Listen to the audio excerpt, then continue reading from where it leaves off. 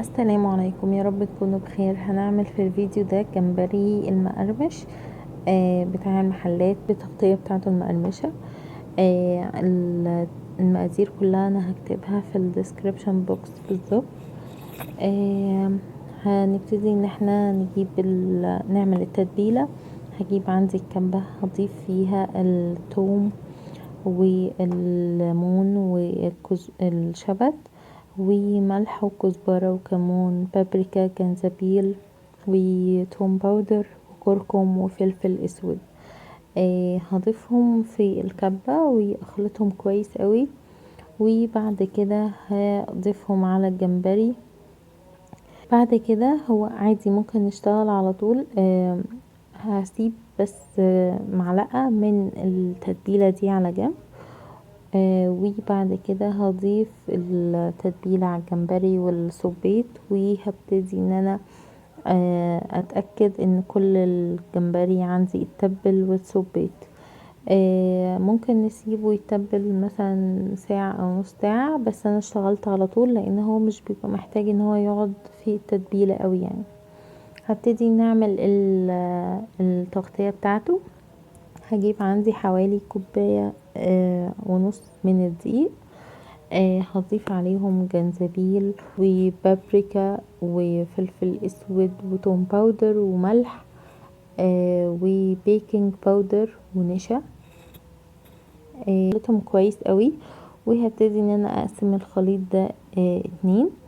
هسيب هحط شوية في الصينية اللي احنا هنغطي فيها الجمبري، والجزء اللي في الصينية ده هضيف عليه بقسماط مطحون، وهقلبهم كويس قوي مع بعض وهسيبهم. والجزء بقى اللي احنا سايبينه في الطبق هضيف عليه معلقة بتاع من التتبيلة اللي احنا سيبناها على جنب، وهبتدي ان انا ازود مية، وهبتدي ان انا اقلب الخليط كويس قوي لغاية ما يتكون عندي عجينة زي عجينة البانكيك كده بنفس القوام بتاعها. هبتدي بعد كده ان انا اخد الجمبري اضيفه في الخليط ده. يعني انا خدت شوية بشوية، يعني انا اخلص شوية وهضيف بعد كده حبة كمان. يعني اول ما اخلص الكمية دي هروح حاطة بعدها كمية تاني.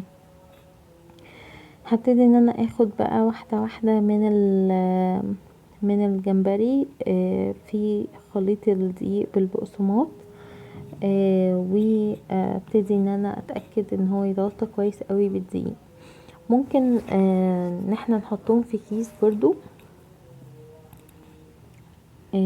نحط الدقيق بالبقسماط ده في كيس، ونضيف الجمبري في الكيس ده، ونرج الكيس جامد. وبعد كده ناخد الجمبري واحدة واحدة نحطها في الزيت. بس انا هنا استخدمت بس انا هنا يعني حطيتهم في الصينية، وقفلت الصينية بكيس ورجيتهم جامد كمية كمية كبيرة يعني. بعد كده هبتدي بعد ما رجيت الصينية ابتدى يعني الجمبري عندي كله اتغطى كويس قوي. بس هاخد واحدة واحدة احطهم في الزيت واحدة واحدة، ما ينفعش احط بالكبشة كده، لازم اخد واحدة واحدة في في الزيت. بعد كده الزيت عندي على درجة حرارة متوسطة، حوالي 170 او 180 لو في قلاية زيت. وهبتدي ان انا اقليهم وبس، هيطلع باللون الجميل ده. نخلي بالنا ان هو في النار ما ياخدش وقت كبير، يعني هو حوالي دقيقتين لو هو حجمه متوسط، او 3 دقايق بالكتير قوي لو هو الجمبري كبير قوي. اول ما ياخد اللون الذهبي الجميل ده هنخرجه، ويبقى عندنا الطحينة اللي احنا عاملينها بقى. ويبقى الف هنا. بجد التتبيلة خطيرة، والتغطية بتاعته ثابتة فيه، وطعمه جميل جدا. جربوه وقولولي رأيكم، واشوفكم على خير الفيديو الجاي.